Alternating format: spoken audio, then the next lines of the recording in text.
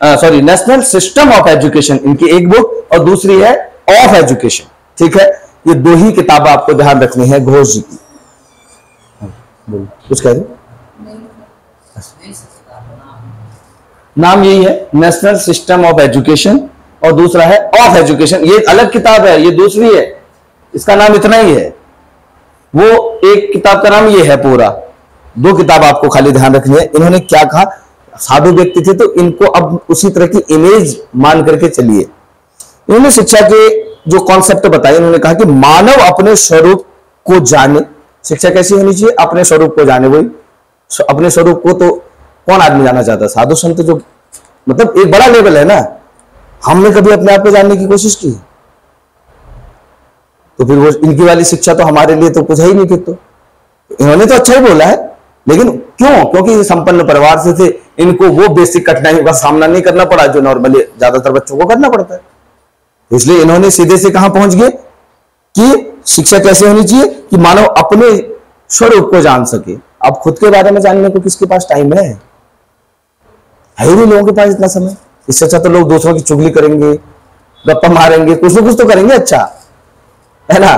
दूसरा जो है, इन्होंने कहा कि और क्या होना चाहिए, शिक्षा का कॉन्सेप्ट ये कहा कि उससे भी आगे, पहले तो कहा खुद को जान ले, अब खुद को जान लिया तो फिर उससे आगे के स्वरूप को जाने। मतलब पहले आत्मा, खुद को जानने का मतलब क्या है? आत्मा को जान लेना। अब कह रहे परमात्मा को भी जान ले, यानी कि ये हाई लेवल की होगी शिक्षा। तो इन्होंने कहा शिक्षा द्वारा मानव जो है भौतिक, प्राणिक, ये कुछ शब्द हैं जो पूछे जाते हैं।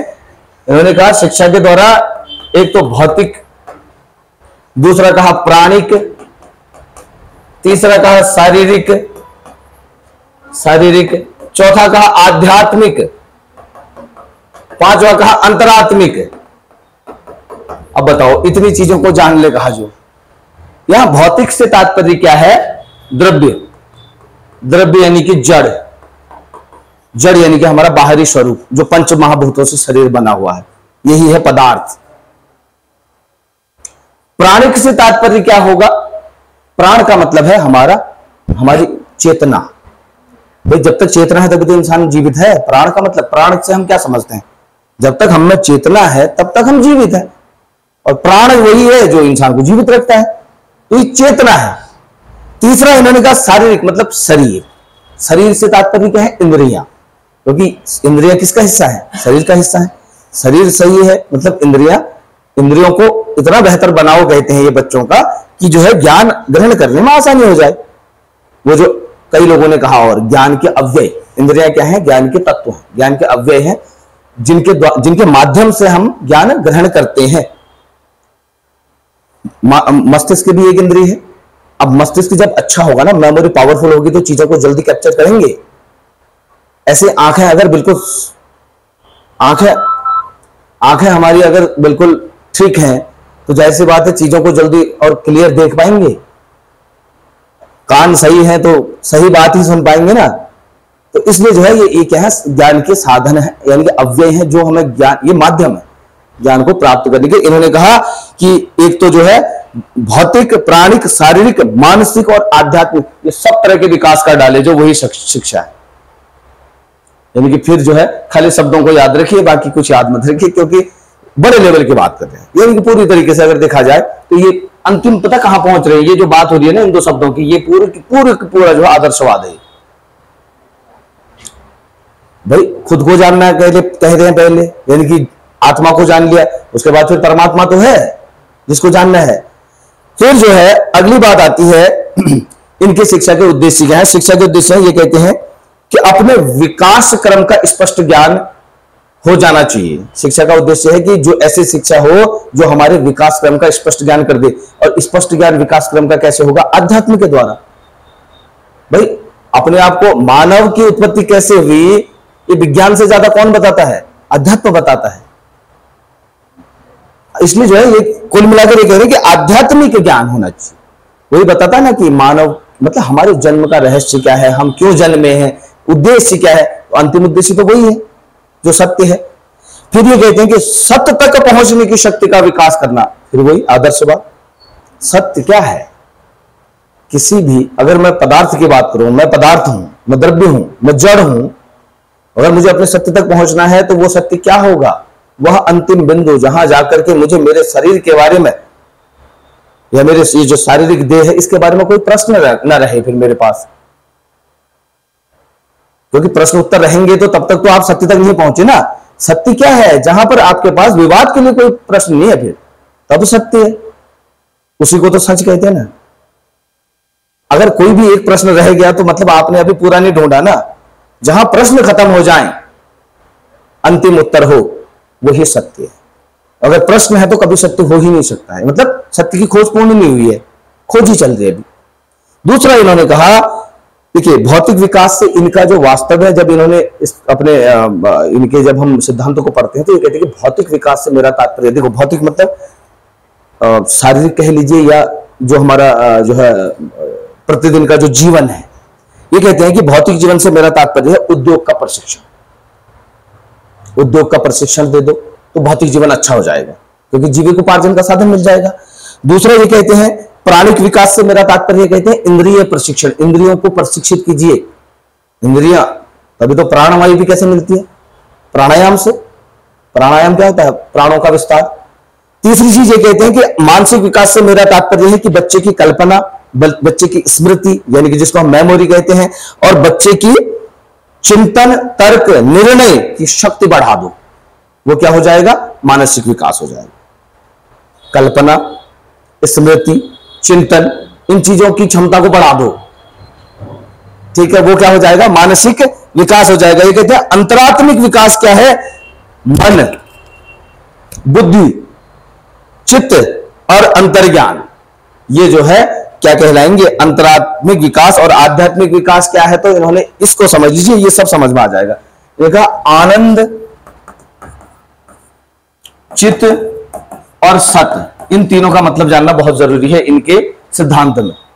देखा, ये है अंतरात्मिक विकास और यही एक्चुअल में अंतिम विकास होता है। आनंद का मतलब क्या होता है? जल्दी से बताइए अगर कुछ आ रहा समझ में तो।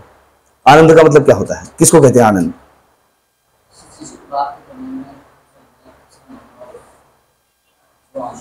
नहीं, फिर से सोचिए। करने के बाद खुशी की अनुभूति होती है, दुख की भी तो हो सकती है, जरूरी नहीं है ना इस खुशी की होगी ऐसा जरूरी नहीं। अनुभव, देखिए आनंद का मतलब होता है जहां पर एक ऐसी अवस्था जहां सुख और दुख की अनुभूति ही खत्म हो जाती है, वो आनंद है। जो आनंद की अवस्था होती है ना, वो होता है कि वो न तो सुख की अनुभूति है अब न दुख। यही तो बताते हैं हमारे धार्मिक ग्रंथ, क्या बताते हैं? न सुख में ज्यादा खुश होना चाहिए, न दुख में ज्यादा दुखी होना चाहिए। इसका मतलब क्या है कि जहां पर जाकर के एक ऐसी अवस्था जहां जाकर के न सुख का अनुभव होगा न दुख का।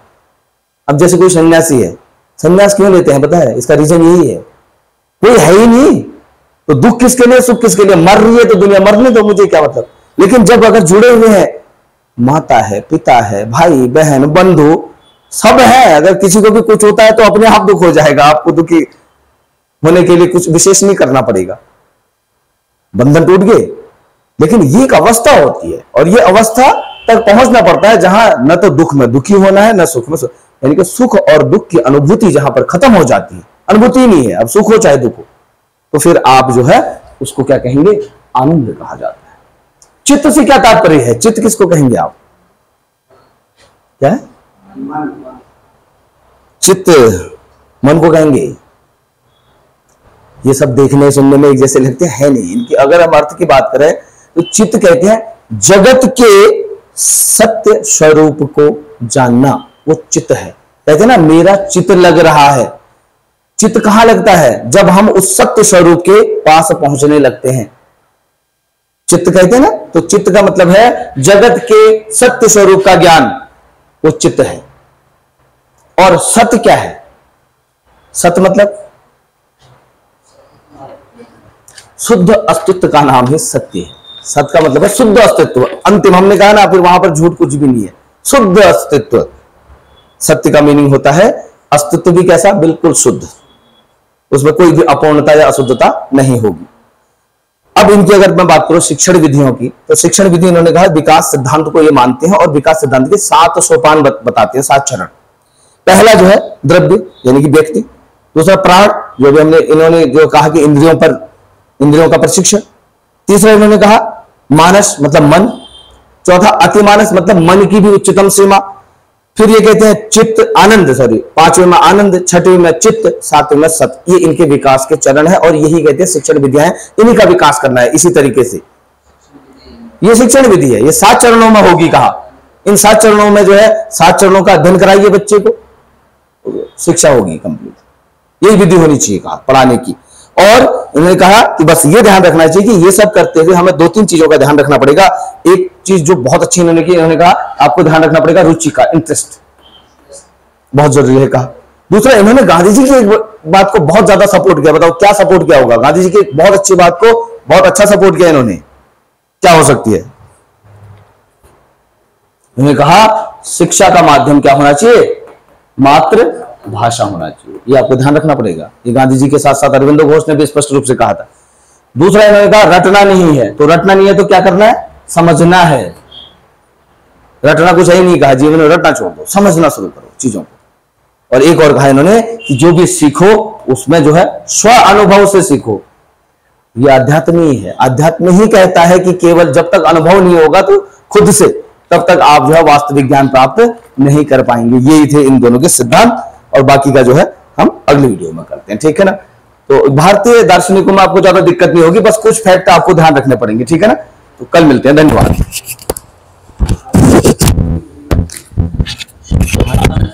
संत वाली फीलिंग आ रही है।